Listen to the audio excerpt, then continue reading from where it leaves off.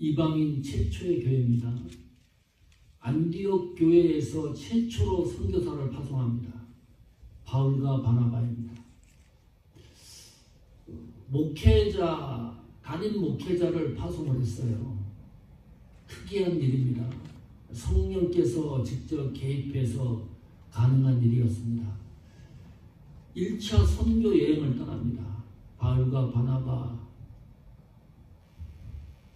선교 동역자들과 함께 1차 선교 여행을 여러 도시를 거쳐서 이고니온이라는 지역에서 복음을 전할 때 일입니다. 회당에 들어가서 복음을 전하는데 은혜의 말씀이라 그것이 복음이라 그랬고 그 복음의 핵심이 예수 그리스도라 그랬습니다. 그 복음을 들었던 청중들의 반응이 두 갈래로 확연히 갈라졌습니다. 한 무리입니다. 유대인과 헬라인 허다한 사람들이 바울이 전하는 복음을 듣고 예수님을 영접했습니다. 예수님을 믿게 된 거죠. 또 한 부류는 유대인과 이방인과 관리인들은 악감정이 생겼습니다. 복음을 듣는 도중에 악감정이 생겨요. 그리고 단순히 복음만 거부하는 것이 아니라 이 바울 일행을 죽이려고 작정을 했습니다. 돌로 쳐서 스데반처럼 사람을 죽이려고 계획을 세웠습니다. 그리고 움직이는 거예요. 직감하는 겁니다. 생명의 위협을 느끼고 있다는 사실을 알게 됐습니다. 사도행전 14장 6절입니다. 이렇게 기록합니다. 저희가 알고 도망했다. 루가오니아의 두 성 루스드라와 더베와 및 그 근방으로 가서 주목해야 될 것은 도망했다. 사라졌다는 거예요. 그 이고니온에서. 무슨 말입니까? 계획하고 피신한 것이 아니라 어쩔 수 없이 그 현장을 떠날 수밖에 없었다. 이 도망했다라고 하는 단어에서 얻는 유익입니다. 계획해서 떠난 게 아닙니다. 다음 행선지를 어디로 갈 것인가를 미리미리 계획해서 준비했다가 떠난 것이 아니라 긴박하게 급박하게 그 현장을 떠날 수밖에 없었습니다. 자, 그런데 사도행전 14장에 보면 이고니온 유대인 회당에서 복음을 전할 때 무슨 일이 일어나냐 하면 기록에 표적과 기적을 일으켰다. 이 바울이 복음을 전하다가 어떤 표적과 기적인 그 내용은 성경 기록이 없습니다. 그러나 복음을 증거할 때 표적과 기적이 일어났어요. 표적과 기적을 일으키는 바울이었습니다. 바울의 능력을 직감하십니까? 죽은 자도 살렸습니다. 보통 바울이 아닙니다. 뭐 병자, 환자 고치는 것은 말할 것도 없고요. 귀신을 쫓아내는 것도 말할 것도 없습니다. 표적과 기적이 그 이고니온 회당에서 일어났는데 바울이 일으켰던 표적과 기적이 바울 일행을 보호하지를 못합니다. 아무 효용이 없어요. 바울은 기적을 일으키는데 이 바울 일행은 표적과 기적에 의해서 완전히 밖에 있는 상태였습니다. 이런 거 상상하는 거잖아요.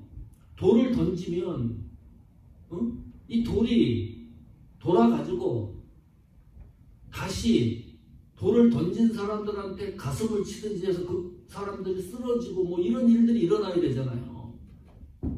사도 바울이 표적과 기적을 일으키는 장본인인데 그 정도는 할 수가 없었을까? 별 상상을 다 합니다. 보통 기적을 일으키는 인물이 아닌데 표적과 기적을 일으키는데도 불구하고 이 바울 일행은 사도행전 14장 6절에서 저희가 그 생명의 위협을 느끼고 도망갔다. 해악처럼 느껴집니다. 예수 믿으면 슈퍼맨이 되는 줄로 착각하는 경우가 있습니다. 강력해진다고 생각을 해요. 뭐 귀신, 뭐 어떤 것도 걸리지도 않고 세상 풍조, 세상에서 오는 질병이라든지 모든 것에 자유롭다고 생각하는 경우도 있습니다. 오늘 성경에 보니까 얼마나 바울과 바나바가 약했으면 도망을 갑니까? 표적과 기적을 일으키셨던 인물인데, 예수님 제자는 성도는 무슨 말입니까? 예수 그리스도밖에 의지할 수밖에 없는 존재들입니다. 예수님을 의지하는 사람이 표적과 기적을 일으키고 신앙의 기초와 반석이 오늘 말씀을 통해서 확인할 수 있는 겁니다. 바울과 바나바가 표적과 기적을 일으켰지만은 오직 예수 그리스도만 의지하고 있었다. 그 방향성을 확인할 수가 있습니다. 자, 루스드라 지역으로 들어가요. 더베 지역입니다. 이것이 1차 선교 여행 마지막 종착지입니다. 루스드라 지역에서 어떤 일을 하냐면, 이고니온 지역에서 표적과 기적을 일으킨 것처럼 루스드라 지역에서도 기적을 일으켜요. 그 기적의 현장을 성경은 또 기록을 해놔요. 이고니온에서는 표적과 기적에 대해서 설명을 안 하는데, 루스드라 여기에서 바울이 기적을 일으킨 것은 성경이 상세하게 설명해 놓습니다. 확인해 볼까요? 사도행전 16장 8절입니다. 14장 8절. 루스드라에 발을 쓰지 못하는 한 사람이 있어 앉았는데 나면서 안진뱅이가 되어 걸어본 적이 없는 자라. 태어나면서부터 이 사람은 한 번도 걸어본 적이 없는 사람입니다. 얼마나 답답했겠어요. 얼마나 고치려고 노력을 했겠어요. 고치지 못한 거죠. 바울을 만나기 직전까지 이 안진뱅이는 걸어본 역사가 없었던 인물입니다. 이 안진뱅이가 어떻게 기적적으로 걸을 수가 있느냐, 14장 9절에 설명을 합니다. 바울이 말하는 것을 듣거늘 바울이 주목하여 구원받을 만한 믿음이 그에게 있는 것을 보고 일어나 걸으라. 그랬더니 걷게 됐어요. 신기한 일이죠. 바울이 한 일이 뭐가 있나요? 바울이 말하는 것을 그 사람이 가만히 듣고 있었습니다. 바울이 말하는 것은 복음이에요. 예수 그리스도입니다. 은혜의 말씀입니다. 복음을 가만히 듣고 있는 것을 바울이 주목해서 집중해서 보니까 어떤 것을 발견했냐 하면 구원받을 만한 믿음이 그 속에 있는 것이 눈에 띈 겁니다. 자, 한 가지 확인할 게 있습니다. 그러면 이 사람의 구원받을 만한 믿음이 언제 생긴 걸까요? 중요한 시점이 중요한 거죠. 이 구원받을 만한 믿음 때문에 기적이 일어난 거거든요. 걸을 수 없는 사람이 걷게 됐으니까 이 구원받을 만한 믿음의 이 출처가 굉장히 중요할 수밖에 없습니다. 언제 구원받을 만한 믿음이 이 사람에게 생성이 된 걸까요?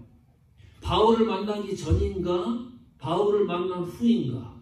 자, 따져볼까요? 바울을 만나기 전에 구원받을 만한 믿음이 그에게 있었다고 한다 그러면 어떤 추측이 가능한 거죠? 어떤 사람에게 복음을 들어가지고 구원받을 믿음이 이미 갖고 있었다. 이런 해석이 가능하죠. 누구한테는 모르겠지만은 복음을 들었기 때문에 구원받을 만한 믿음이 그에게 있었다. 근데 그것은 정확한 해답이 될 수가 없습니다. 추측은 할 수가 있어도. 왜냐하면 루스드라 지역의 복음이 확장되지 않을 때였기 때문입니다. 이 사람은 복음에 대해서 전혀 무지한 사람이었습니다. 그런데 바울을 만나기 전에 구원받을 만한 믿음이 있었다고 하면 이것은 이 사람을 하나님이 이미 선택한 사람입니다. 우리는 그것을 하나님이 구원하기로 이미 예정한 사람이라고 이야기를 합니다. 감동이 안 돼요? 내가 예수님을 믿기 전에 이미 이 사람을 하나님이 예정해 놓은 거예요. 구원받을 사람으로 하나님이 선택해 놓은 겁니다. 확인해 보세요. 사도행전 13장 48절입니다. 바울이 이방인들에게 복음을 전했을 때 이런 결론을 하나 냅니다. 이방인들이 듣고 기뻐했다. 복음을 듣고 하나님의 말씀을 찬송하며. 이 성경이 우리가 보는 이 성경이 글자화된 거잖아요. 아니, 글자화된 이 말씀을 어떻게 찬송하고 영광을 돌립니까? 사람한테 찬송하고 영광을 돌리는 거지, 영예를 돌리는 거지. 이방인들이 복음을 듣기 시작을 하고 기쁨이 있으니까요, 바울이 전하는 하나님의 이 복음이 인격화되는 거예요. 예수 그리스도라는 사실을 확인하게 되는 거예요. 그러니까 하나님의 말씀을 찬송하는 겁니다. 그리고 영생 주시기로 작정된 자는 다 믿더라. 복음을 통해서. 내가 예수님을 믿는 이유는 하나님의 계획에 의해서 영생 주시기로 작정된 하나님의 계획 안에 내가 포함이 되어 있는 거예요. 이게 얼마나 구성론적인 영광입니까? 이 하나만 생각을 해도 이 세상 살아갈 수 있는 힘이 생겨요. 나는 아닌데 내 의지적으로 믿어지는 것도 아니고 구원하기로 하나님이 이미 작정된 나를 바울의 복음을 통해서 확인시켜 준 겁니다. 바울을 만나기 후라고 생각을 하면 간단 명료합니다. 그 사람은 바울이 전하는 복음을 듣고 구원받을 만한 믿음이 생겼으니까 모두 구원의 기초는 어디에서 출발을 해요? 복음에서 출발합니다. 복음이 이렇게 위대한 겁니다. 교회적인 사명도 지난주에 설교했을 때도 말씀드렸습니다. 교회가 이 세상에 왜 존재하는 겁니까? 복음을 복음대로 증거가 돼야 영생 주시기로 작정된 자가 구원의 믿음의 효력이 생겨서 구속받는 성도들이 등장을 하는 거예요. 그 책무를 우리가 감당하지 못하면 교회가 존재할 이유가 없는 거죠. 우리 신앙의 기본이 뭡니까? 복음 아닙니까? 복음을 기초해서 신앙생활을 하는 거지 어디를 기초해서 신앙생활을 합니까? 이 사람이 한 번도 걸어보지 못한 사람이 바울의 복음을 듣고 걷기 시작을 하니까 주위 사람들이 난리가 난 겁니다. 자, 어떤 반응을 보이는가 이것도 확인을 해야 됩니다. 사도행전 14장 12절입니다. 바나바는 스스라하고 바울은 그 중에 말하는 자이므로 허메라 하더라. 스스가 제우스입니다. 사람들이 이 사람이 한 번도 걷지 못했는데 걷는 현장을 발견을 하고요. 이 바울은 인간이 아니다. 제우스 신이라고 생각했습니다. 그 당시 헬라 문화권에 있는 사람들이 최고의 신으로 생각하는 것이 제우스 신입니다. 이 제우스 신은 역사, 자연, 기록을 관장하는 그런 신입니다. 신 중의 신입니다. 이 허메라고 하는 신은 헤르메스라는 신입니다. 이 헤르메스라는 신은 이 제우스 신이 16명의 자손이 있었는데 그 중에 한 명이에요. 어떻게 그 당시 사람들이 믿었냐 하면 이 헤르메스 신을 숫자, 연금술과 관계된 신으로 믿었습니다. 알파벳, 문자를 창조한 신으로 믿었어요. 대단한 거죠. 이 제우스 신이 인간의 몸을 입고 이 땅에 왔다고 생각을 한 거예요. 이 제우스 신을 믿었던 사람들이 이 신이 인간의 몸을 입고 우리 눈앞에 인카네이션, 이 지구에 왔다라고 생각을 해서 어느 정도까지 하냐면요, 제사를 드려요. 먹을 걸 가지고 와서 제사드릴 물건을 가지고 와서 이 바나바와 바울 앞에 제사를 드리려고 하는 거예요. 바나바와 바울은 최고의 기회를 얻은 겁니다. 세계적인 인물이 될 수 있는 기회가 생긴 거죠. 이것만 잘 활용을 하면 떼돈을 벌 수 있는 찬스가 생긴 겁니다. 예수 그리스도 주식회사를 만들어가지고 지금 같았으면 보세요. 어디 한 현장에서 어떤 신비적인 역사와 기록들이 나타나면 순식간에 세계로 번져나갑니다. 어떤 목사가 뭐 병자를 치유하고 일으키고 쓰러뜨리고 방언하게 하고 이런 신비적인 역사들을 많이 하는 일들을 순식간에 세계적으로 퍼질 수가 있습니다. 그런 얘기 했었죠. 너무 한번 상상을 해보세요. 케네스 커플랜드 목사님이 세계 최고의 목사로서 부자라 그랬습니다. 7억 6천만 달러를 소유한 소유한 목사라 그랬어요. 비행기 개인 전용 비행기장이 있을 정도입니다. 우리나라 돈으로 하면 1조예요. 1조.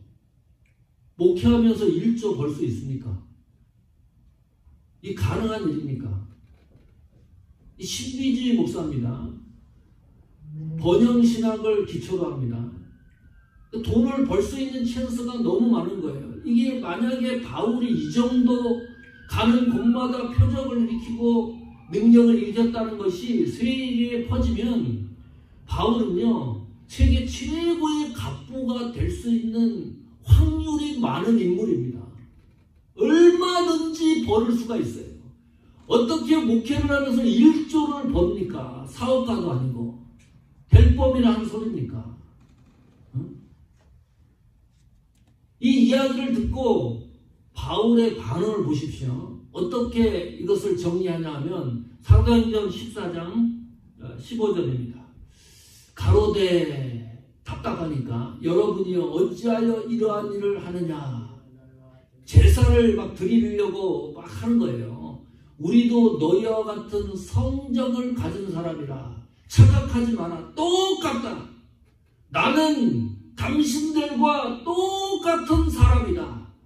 너희에게 복음을 전하는 것은 이 헛된 일을 버리고 이렇게 사람에게 제사를 한다든지 신이 아닌데 제우스에게 제사를 하는 이 헛된 일을 버리고 천지와 바다와 그 가운데 만년을 지으시고 살아계신 하나님께 돌아오게 하기 위해서 내가 복음을 전하는 것이고 그 복음을 전하는 일 과정 속에 기적과 표적과 기사가 일어난 것이다. 내가 특이해서 특별해서 이런 기적이 일어난 것이 아니다. 이걸 강조해요. 이렇게 말하는 사람이 과연 얼마나 될까요? 네? 돈 벌 수 있는 찬스도 있었는데 이유는 간단합니다. 신분 때문입니다. 바울은 이 신분, 자기 자신의 신분을 놓치지 않습니다. 바울 서신서 서두에 꼭 읽어보십시오. 꼭 들어가는 표현들이 반복적으로 기록되는 게 있습니다. 나는 예수 그리스도의 종의 신분이다. 놓치지 않습니다. 복음을 전할 때에도 나는 예수 그리스도의 종의 신분입니다. 표적과 기적을 일으킬 때도 나는 예수 그리스도 종의 신분입니다. 사역을 감당할 때도 나는 예수 그리스도 종의 신분입니다. 도망갈 때도 나는 예수 그리스도 종의 신분입니다. 잘 될 때나 못 될 때나 그 신분의 위치를 벗어나지를 않아요. 이 정도 같으면 교회에서도 그 목사를 신격화시킬 수가 있어요. 이 정도 표적과 기적을 일으키면 성도들이 가만 놔두지 않습니다. 그리고 목회자도 조작할 수가 있어요. 간혹 대형교회 가서 설교할 기회가 있으면 한국에서 뭐 5,000명, 10,000명 모이는 데는 있잖아요. 성도들이 담임 목사님 면담을 못합니다. 어떻게 직통으로 전화를 겁니까? 그 정도로 위대해요, 담임 목사가. 여러분 행복한 겁니다. 매일 같이 밥 먹고 같이 기도하고 행복해요. 아니 사무실이 5층인가 4층에 있었는데 예배 시간 5분 전에 딱 준비하는 그 위원들이 있습니다. 차 태우고 내려와요, 목회자가, 목사님이. 그리고 강단에 올라갑니다. 설교 끝나고 축도하고 지도새도 모르게 사라집니다. 축도하면 피아니스트가 그거 하잖아요. 감정 넣을 때 목사님이 언제 사라지는지도 몰라요. 그 정도예요. 목사님 만나는 건 하늘의 별따기입니다.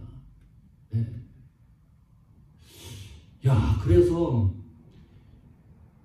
우리 교회가 만약에 10,000명이 되고 1,000명이 되면 나도 그럴 가능성이 많겠다. 이 사람을 어떻게 10,000명을 다 응대를 해야 돼. 그것도 또 이해가 가요. 인사를 하고 나가면 10,000명을 다 똑같이 압수하고 다 해야 되잖아요.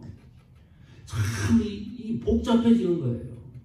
근데 바울 같은 경우를 가만히 보면 바울은 얼마나 능력이 많은 종입니까? 그런데 그러는 가운데서도 종의 신분을 놓친 적이 없습니다.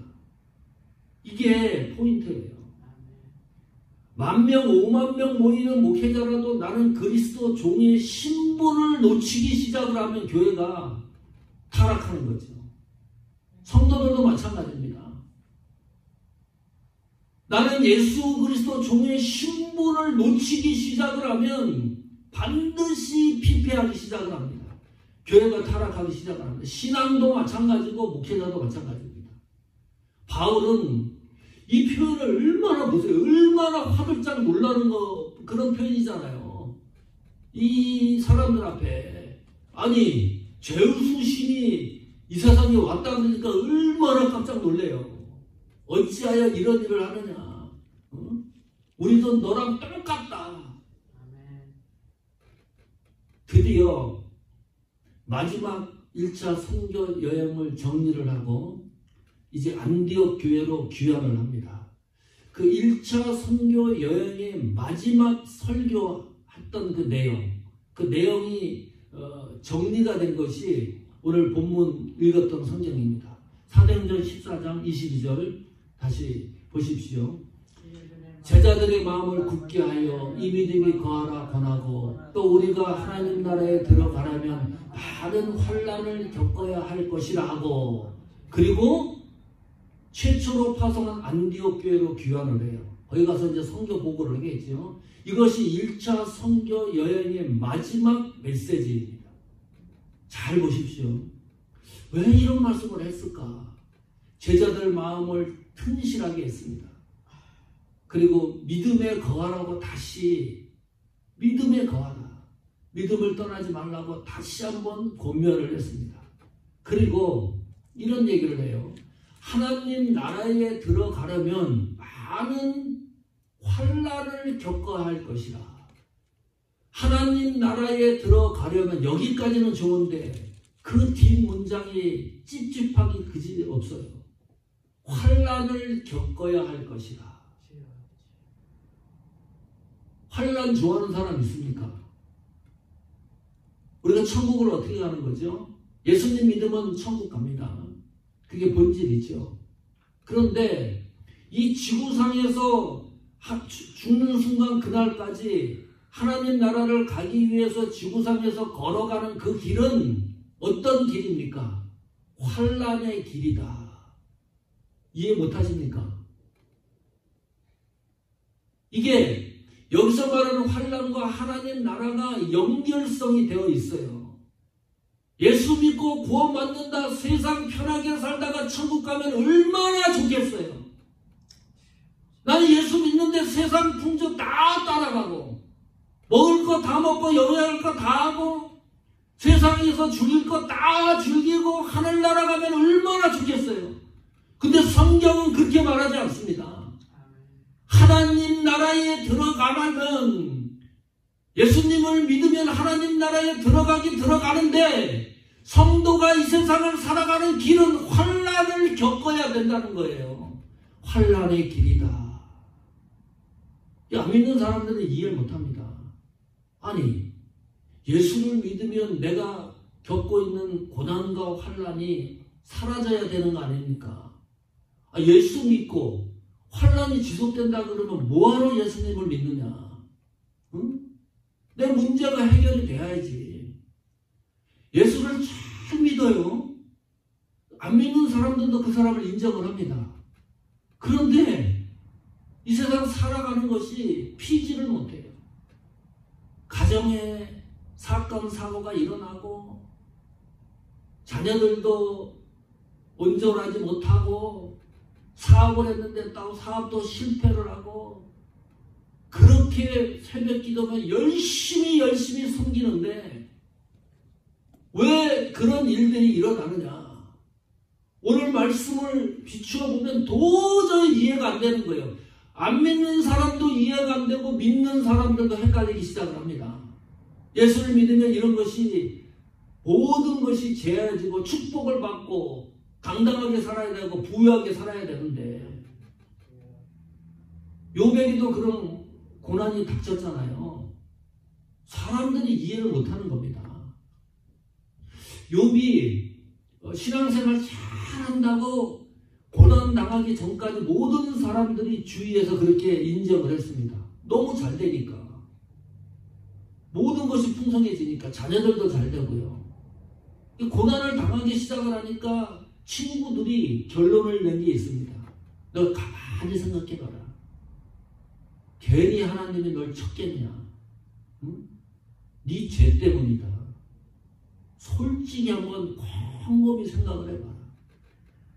사람들이 너를 신실한 성도라고 생각을 하는데 그게 아닌 것 같다. 너 한번 스스로 한번 체크를 해봐라. 너 하나님 앞에 죄 짓고 범죄한 게 있지 않느냐. 그것 때문에 하나님이 널 친 거다. 결론을 그렇게 내요. 욥기 42장 7절에 보니까요. 다 뒤집어집니다. 하나님이 그렇게 기록을 해요.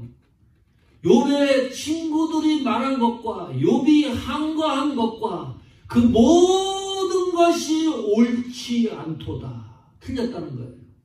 그렇게 결론을 내린 것이 틀렸다는 겁니다. 이게 무슨 말입니까? 여기서 말하는 환난을 일반적인 이해로 이해할 수 없는 환난입니다. 세상적인 시각과 눈으로 생각하는 그런 환난을 얘기하는 게 아닙니다.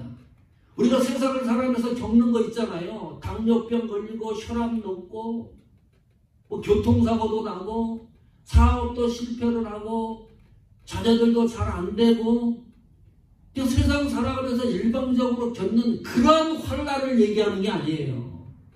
그러니까 일반 사람도 이해를 못하고 예수 믿는 사람도 환난에 대한 이 단어에 대해서 정확하게 이해를 못하는 거예요. 성경적인 환난은 뭔가요? 이 환난은 이 단어 자체가 강력한 겁니다. 이거보다 센 표현이 없어요. 그러니까 이 환난 안에는 작은 것부터 최고치의 환난까지 모든 것이 포함된 겁니다. 걱정, 근심, 고난, 이 모든 것이 포함된 것이 환난이라는 단어입니다. 성경이 말하는 환난은 주를 위해서 당하는 환난을 말합니다. 믿음 때문에 당하는 고난을 말합니다. 자, 그러면 제가 이렇게 질문을 합니다. 신앙생활 해오면서 걱정거리가 생겼어요. 나는 주를 위해서 어떤 환난을 경험해 본 일이 있습니까? 믿음 생활하면서 믿음 때문에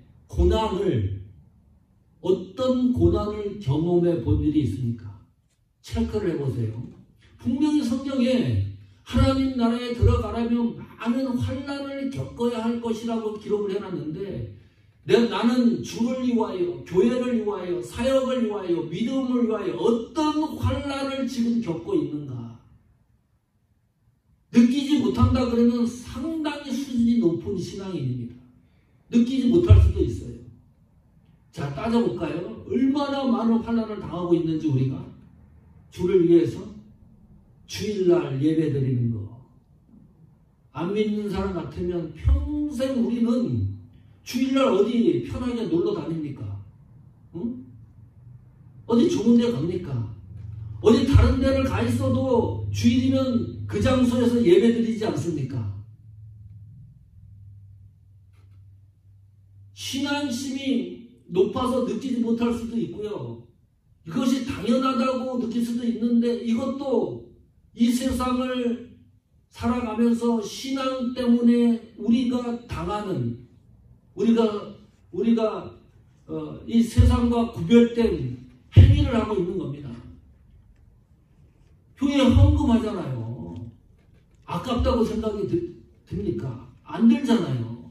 11조를 하든 감사를 하든 더 어떻게 하고 싶고 하는 이런 마음들이 있다는 거. 돈을 가지고 그걸 가지고 먹고 살면 얼마나 좋겠어요. 그런 것을 감내하면서 헌신하는 거. 목사, 장로, 권사님, 집사님, 사모님으로서 견디는 것이 또 얼마나 많습니까? 내가 목사이기 때문에 견디는 게 많아요. 장로님이기 때문에 견디는 게 많습니다. 함부로 싸우지도 못하고 참아야 될 때가 얼마나 많아요. 또 손해를 볼 때가 또 얼마나 많아요. 이런 게 다 환난을 겪는 겁니다. 주를 위해서. 나를 위해서 그러면은 절대 그러지 않지요. 쌈박질하고 어떻게 하죠? 이게 참 느끼지 못하고 걸어가는 이 환난의 길을 생각을 하면 얼마나 큰 은혜인지 모릅니다. 그것이 부담스러워질 수가 있는 건데 부담을 느끼지 않을 정도로 믿음이 성숙돼 있다는 것은 놀라운 거예요. 경기도 포천시 영구면 산정리 125번지 제 고향 주소입니다. 제가 고등학교 다닐 때까지 교회가 없었어요. 어느 날 어머니한테 전화가 왔어요. 제가 중학교 3학년 때부터 타지에서 떨어져서 학교를 다녔기 때문에 교회가 생겼다는 거예요. 고지에. 네, 그 시골에, 보통 시골에 교회가 다 있는데 왠지 제가 사는 동네는 교회가 세워지지가 않았습니다. 아주. 그리 얼마나 기쁘겠어요. 버스를 타고 문천을 가야지 교회가 있었습니다. 그냥 걸어서 갈 수 있는 교회 예배당이 없었어요. 교회가 없었으니까. 그 시골 교회에서 목사님이 목회를 해요. 젊은 목사님이. 그러다가 몇 번 할머니, 할아버지를 모셔놓고 목회를 합니다. 병원에 가서 진찰을 했는데 위가 아파가지고 위암이래요. 그러다가 또 소식이 와요. 얼마 안 가가지고 그 목사님이 소천했다는 겁니다. 참, 세상 사람들을 보면은 이해를 못하죠. 성도가 당하는 고난을 이해를 못합니다. 그 어떻게 이해가 돼요? 그 인생을 어떻게 보상을 하고 어떻게 설명을 해야 됩니까? 설명할 길이 없어요. 성도가 당하는 고난과 환난은 설명할 길이 없는 고난과 환난입니다. 아프리카 오지나 이런 데서 선교하다가 일평생 이름도 빛도 없이 세상 떠나는 분들이 얼마나 많습니까? 설명할 길이 없어요. 세상이 이해를 못합니다. 이런 사실을. 그래서 신디서 11장에 그렇게 표현하는 거예요. 이런 사람들을 세상이 감당하지 못한다. 하나님 나라에 들어가려면 많은 환난을 겪어야 될 것이다. 그 환난이 보석입니다. 주를 위하는 아픔이 있습니까? 믿음 때문에 섭섭한 게 있습니까?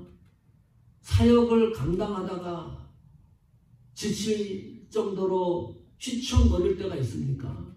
그러나 내가 겪는 모든 환난의 토시는 하나님 나라에 들어가는 관문입니다. 그 겪고 있는 우리의 환난을 하나님은 놓치지도 않습니다. 의의 면류관이 준비되어 있노라. 바울이 그러지 않습니까? 얼마나 멋있습니까? 내 달려갈 길을 다 마친 후에는 얼마나 환란의 터널을 바울이 걸어갑니까? 그런데 의의 면류관이 하나님이 나를 위하여 준비하고 있다는 사실을 확신합니다. 이것이 믿음의 길 아닙니까? 바울과 바나바가 직선 코스로 가지 않아요. 안디옥 이 교회로 어떻게 돌아가느냐? 돌아왔던 길을 되짚어 가지고 안디옥 교회로 귀향을 해요. 쫓겨나고 핍박받았던 장소를 또 방문을 해요. 환란의 길을 아주 작정하고 걸어갑니다. 고난의 길을 아주 작정하고 들어가요. 피하지 않습니다. 1차 선교 여행을 마감하면서 확인해야 될 것이 있습니다. 하나님 나라는 많은 환란을 겪어야 할 것이다. 이 말씀이 우리 신앙의 자산이 되기를 축원합니다. 힘들고 지치더라도 이것은 훗날에 우리에게 쌓여져 나가는 보석입니다. 환란은 내가 겪는 환란은 보석이라고 생각하십시오. 의의 면류관의 보석입니다. 하나님은 그 순간을 놓치지 않습니다. 그 길을 걸어가는데 오늘 말씀이 큰 위로와 힘이 되기를 축복합니다. 아멘.